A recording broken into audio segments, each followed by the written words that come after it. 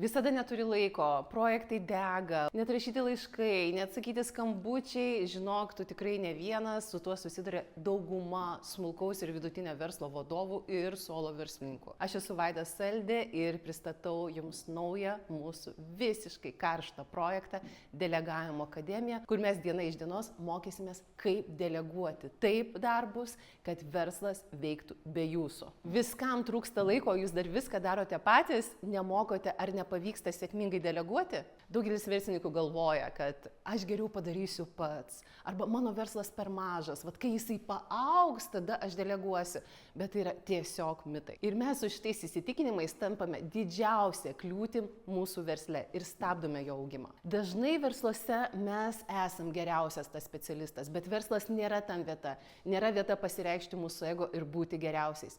Mūsų verslas turi būti geriausias rinkoje, o tam reikia vieno dalyko – strateginio delegavimo. Net apie 40% smulkaus verslo savininkų praleidžia apie 20 valandų per savaitę užduotim, kurias tikrai gali deleguoti. O tai reiškia, kad laikas, kurį mes turėtumėm skirti verslo auginimui, mes jį išvaistom smulkmenom, galiausiai perdegam, verslas neauga taip, kaip mes norėtume. Delegavimo akademijai tu išmoksi deleguoti efektyviai ir sistemingai, mes tau padėsim atsirinkti pačius geriausius ir būtent tavo verslui pritaikytus virtualius asistentus ir padėsime tavo verslui užaugti. Pildyk registracijos formą ir pasiimk nemokamą konsultaciją.